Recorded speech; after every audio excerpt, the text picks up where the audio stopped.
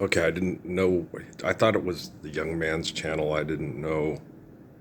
This is like corporate sponsored. Okay. So I was watching the one with the one lady talking about dementia and aging and creatine and all this stuff. And I'm like, yeah, that's nice and everything. But forgive debt and trespass, love one, eternal, faithful peace first. Park cars, bars, and wars, and stop irrational, excessive, compulsive stress. She's passionate about things because it makes her seem like a problem solver to have people, survive the rape. And you stop the rape, and then we'll be healthy. Okay, but while we're being vulgar intercourse by philanthropy, you can't be healthy while you're fucking or being fucked by philanthropy. You can survive it better if you buy the right products and put yourself in the right positions through conflict. But it's not really surviving it better. You're just surviving to fight to fuck the next day. Trust me, I'm way more intelligent than people. I dropped out of the military in college because they're homicidal and genocidal, not because I couldn't comprehend or compete. I comprehended and went, okay, fuck, I'm out of here. Like Mitch in Panama, Ralph, I'm going to not re-enlist. I'm going to go back and go to college. And I did. I went back and went to college too in Arizona to spend more time with my mom before she died from being poisoned to death by industry and then killed by her cancer treatment because she wasn't economically viable. I understood what happened. My dad explained it to me. And so did one of the lawyers and one of the doctors at the case. They took him off the case because my mom was thinking she could recover and he was encouraging her, and they said he got too emotionally involved and she could have recovered. She was going to go like maybe to Prescott and get a townhome there and just get back to nature and get out of the city and get out of the stress because she had the money to sustain herself at the 20 some odd thousand a year they were giving her on that lawsuit she won. But they weren't going to let her stay alive because the people that pay to keep you alive, if they're not getting any money off of you because they're paying for it, it's not economically viable to keep you alive. That's why my mom was murdered by the hospital that was supposed to cure her. Okay, it's pretty gross. Yeah. And so, yeah, I always have to live with that. I didn't even see that coming. My dad did. He explained it to me and my sister after. Said you should have taken the big settlement and then put it into an annuity, and then they would have been able, eventually they would have killed her with the treatment anyway. Because the other, well, if you have rival businesses, yeah, I never thought of it that way. It's pretty gross. Yeah, that is gross.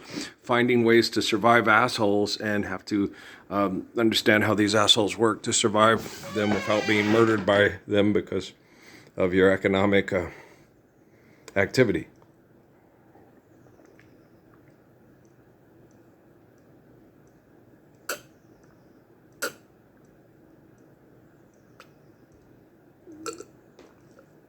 That's really fucking gross. Yeah, it is. I miss my mom. With how long Queen Elizabeth lived, it's tangible that if she had worked out something, talked to my dad. He just knows how he understands diabolical people better than my mother did. My mom thought that people, like that business professor on what's the name of that movie? Back to School with Rodney Dangerfield. Yeah. My mom thought like that guy. Okay. And then my dad was more like Rodney Dangerfield. No, you got to do this, you got to do that. Yeah.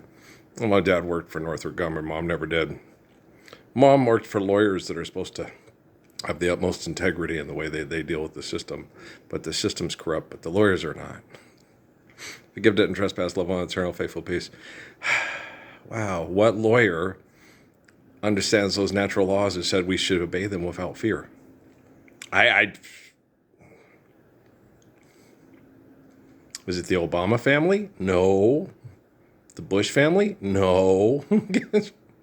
The Clintons? No. Okay. Who is it? I dropped out of school. Well, I obey laws. Okay. Forgive debt and trespass, love one another, faithful peace. Love one another. Have faith in the glory of God.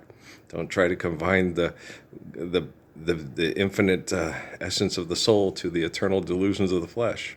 I understand and obey law, so I'm pretty good at that. It's okay. I'll go. I cover it. So that's interesting. But yeah. No, I like the kid on it, because he has things that remind me of Patrick, and so I feel kind of an affection for the kid. And plus, he's got a British accent. You can never go wrong with a British accent. Got a British accent, everything sounds quite more charming and a lot more. When the British crew came in, the one that had the guy who played for Manchester, who played against Brian, and said he was the best soccer player he ever played against, the most talented soccer player he ever played against. And Brian was like, "Wow, could you tell somebody that? Could you pass that along?" Because I'm here. And then, what happened is we sit there, and the guy was marking him on the far, pitch, and I was like, "God, that guy's good. He's keeping up with Brian. Brian can't get past him." They played the game. Brian come up. Me and Steffi went to talk to Brian, and the officer comes up and he comes up to Brian and he grabs his jersey and he goes, "Just get me handbag, mate." He says, "God, you're the best player I've ever played against, right? What are you doing here?"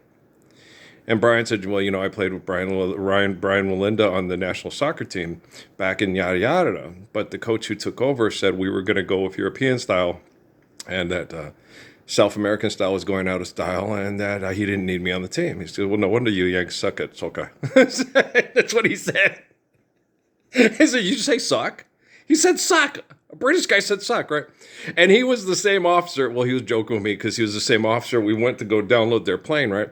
And they started talking. They were polite, and I go, "God dang, you British people, man!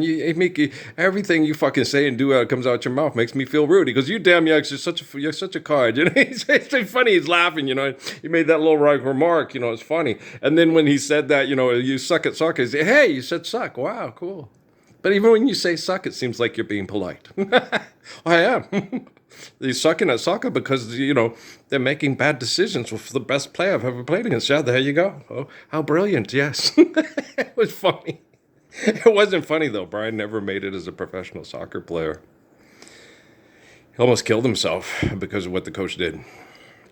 His brother, Kenny, came out into the garage and caught him trying to hang himself in the garage, and Moose came and caught him and told him, "Brian, don't. You can always try to play another way. You can keep trying, but don't kill yourself, man."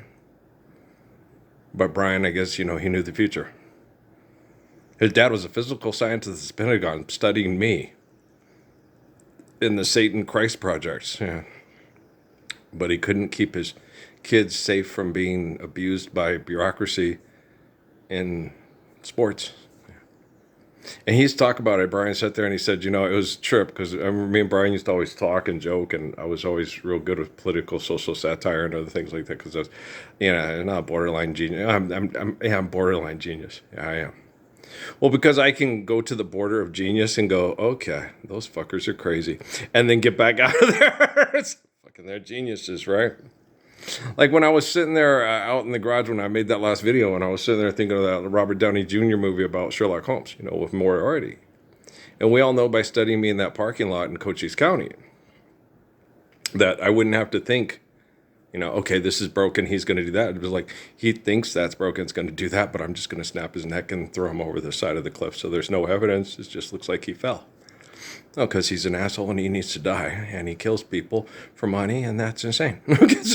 Bye, Professor Moriarty. Oh, Sherlock Holmes. Yeah, isn't that from the Veggie Tales? Yeah, people that say they believe in Jesus Christ but won't stand up for a Lord's Prayer and make lots of money mind-fucking people over money. Apple pies, Larry Boy. Remember Larry Boy and the Giant Fib? Remember that one? Yeah, my kids like that one. Patrick and Corey's favorite was the Madame Blueberry, because they like the bungee. You want to say they used to sing that all the time. I was like, you guys are nuts. My favorite was Mr. Lunt doing like the Backstreet Boys or whatever. It's like, I want to tell you something. I ain't got no belly button. Oh, you're like Humphrey Bogart. But yeah, that one was one of my favorites. And I liked Larry. Larry made me laugh. He was funny, I like Escucha El Pepino. That's a good one. The Cebu one was also good. Yeah. The Cebu one. Where is my hair? The one with the lip. How do you say it in Polish? Yeah, that one's funny too. They're all funny. I swear those kids watched too much Monty Python in college because they ripped off so much Monty Python on all those things. No, they watched Monty Python. Oh yeah, they did. Oh yeah, yeah. Dave and the Giant Pickle is just a G-rated version of the Holy Grail. Yeah, but it's like, well, yeah, remember that I spit in your general direction. It's funny, but yeah, when they get to the French Wall with but it's with the castle at the end. Yeah. No, I swear, no, they did either that or somebody else. No,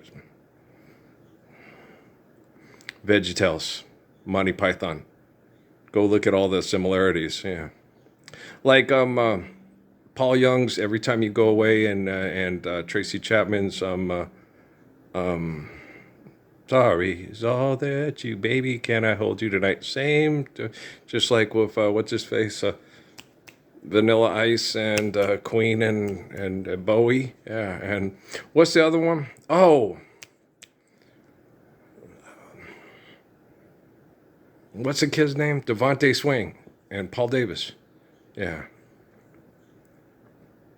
I can't remember which song it's, but I Go Crazy. Is it Come and Talk to Me? I think it's Come and Talk to Me. Yeah, the music. Yeah. Come and talk to me. I go crazy. Boop a doop a doom. Yeah, it's just same music. Yeah, and stuff. Yeah, you listen to it, go, oh wow, that's cool. Okay. Did you know that? I didn't. Yeah, same way. Every time you go away, and yeah, well, Paul Young and Tracy Chapman, same music. Well, Tracy Chapman probably got the okay from Paul Young. She didn't. Oh, maybe they're going to do My Sweet Lord with the chiffons, and some judge will give them lots of money for Dulang, Dulang, Dulang. My sweet Lord, really want to see you, Lord, but it takes so long. Just forgive, didn't trespass, love, one eternal, faithful peace. When you sing, share, be happy, and say, what happened? Yeah, I borrowed the melody from your song because it was a good melody. And you can fix the lyrics, like John Najim tells me about, Curran Jennings with Mandy from Barry Manilow. There you go. Just sing a song. I'm talking to CEOs. It makes no sense. Well, what do you expect? They make lots of money and manipulate themselves and then tell everybody else how to be manipulated by their greatness of money. It's like, what, and the technology? Guys, we have quantum computing now. This is radically different than the first Trump administration. Trump is a setup guy for genocidal operations, but it's not going to go where they want it to go. Well, because 2 and 2 is 4, life is eternal, and grace is infinite. And you can't philosophize your way out of the truth. We've already discussed this extensively if you watch some of the other videos. But I do love you guys. Don't hang in there. Get your shit together and step forward for the Lord's Prayer. If you can't do that, you can live in heaven, but you can't do it on my time because, I don't want to see your face. I love you, all right? Peace.